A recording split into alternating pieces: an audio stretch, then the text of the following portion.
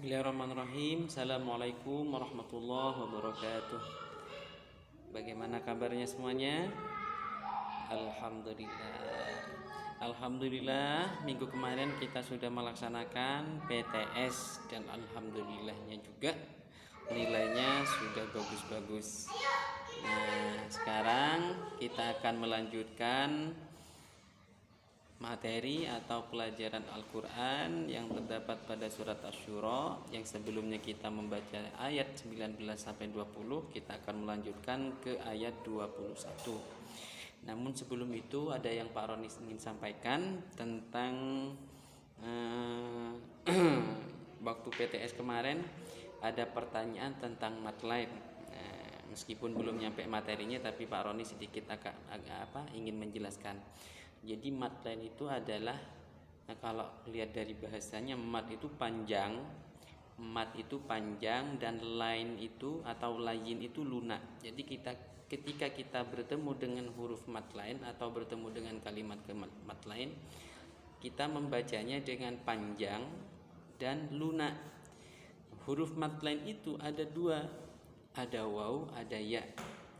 Jadi ketika ada ya sukun atau waw sukun yang didahului oleh harokat fathah dan bertemu dengan huruf yang diwakofkan atau yang sukun karena wakof, itu baru dibaca mat lain. Contoh, li'ilafi Quraisy hadal bait min khauf. Nah, itu mat lain. Jadi kalau misalkan ada yang ini kemarin itu ada bainahum, nah memang ada ya sukun didahului oleh harakat fathah, namun tidak bertemu dengan huruf yang disukunkan karena wakof. Nah, jadi tidak bisa dikatakan mat lain, ya bainahum. Nah, kecuali ya sukunnya bertemu dengan huruf yang disukunkan karena wakof, bait, khauf, itu baru bacaan mat lain. Seperti di ta'awud syaitonir rajim. Kalau sifatnya mat lain, syaiton dilunakkan, syaitoni, tapi bukan bacaan mat lain karena tidak sesuai syarat yang ada pada mat lain, yaitu ya sukun atau waw sukun bertemu dengan huruf terakhir atau huruf yang disukunkan karena waqaf. Nah, itu ya. Kita mulai. Pak Roni bacakan dulu ayat 21 pada surat Asy-Syura. A'udzu billahi minasy syaithanir rajim. Bismillahirrahmanirrahim. Am lahum syuraka'u syara'u lahum minad dini ma lam ya'zam bihillah walaula kalimatul fasli laqudiya bainahum wa innal zalimina lahum azabun alim. Shadaqallahul azim. Di sini banyak bacaan-bacaan mat yang sudah kita pelajari sebelumnya, termasuk di situ ada mat wajib muttasil. Masih ingat mat wajib muttasil? Jadi mat wajib muttasil itu adalah ketika ada mat bertemu dengan hamzah pada satu kalimat.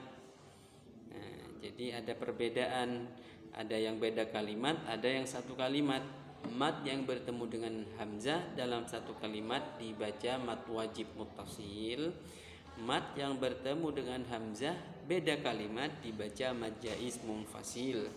Dan di sini pada ayat 21 yang terdapat bacaan mat wajib pada kalimat syuraka'u. Jadi di samping ada tanda harokat bergelombang, juga ada tanda harokat berdiri yang menandakan bahwa lafaz tersebut lafaz mat dan bertemu dengan hamzah kau. Dan dalam satu kalimat, sehingga kalimat tersebut dibaca mat wajib muttasil. Selanjutnya di sini ada bihillah. Nah, bihillah ini dibaca panjang. Ada sebagian cetakan Al-Qur'an ada lafaz Allah tersebut lamnya berharkat fathah biasa. Namun pada dasarnya semua lafaz Allah harokatnya pada lamnya tersebut adalah harokat fathah berdiri, atau mad badal. Ya, jadi ada dua. Kadang kalau kita misalkan membaca Al-Quran dicetakan, kalau ada yang umroh bawa Al-Quran, cetakan Arab biasanya. Yang haji bawa Al-Quran, beda dengan yang biasa kita pelajari.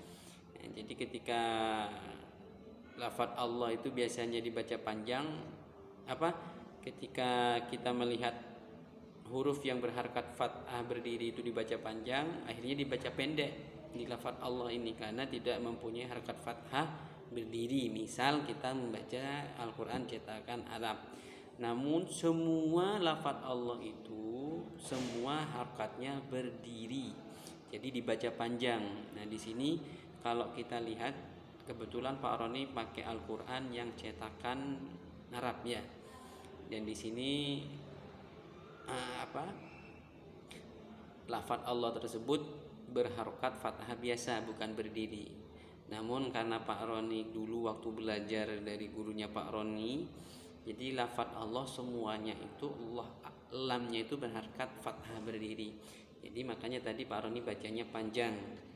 Panjangnya 6 ketuk sesuai dengan kaidah tajwidnya, dibaca mad arid disukun. Jadi ketika mad bertemu dengan huruf yang disukunkan karena waqaf, dibaca mad arid disukun. Ma lam ya'zam bihillah. Selanjutnya kita bertemu dengan yang terakhir mad arid disukun, azabun alim. Ini dibaca mad arid disukun, bukan mad lain, meskipun ada ya sukun di situ ya, bertemu dengan huruf terakhir karena huruf yang disukunkan karena waqaf. Namun kita lihat alasan yang lain. Ya sukun itu harusnya kalau mad lain didahului oleh harokat fathah, namun di sini ya sukunnya didahului oleh harokat kasroh. Jadi di sini dibaca mad arid disukun.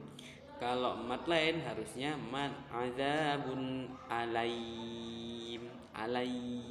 Nah, namun di sini lamnya berharokat kasroh, dibaca azabun alim. Jadi dibaca mad arid disukun. Begitu saja materi hari ini. Semoga penjelasan Pak Roni dapat dipahami. Tetap semangat belajarnya, jaga ibadahnya, sholatnya, sholat duha dan sholat 5 waktu ya. Akhirul kalam dari Pak Roni. Wassalamualaikum warahmatullahi wabarakatuh.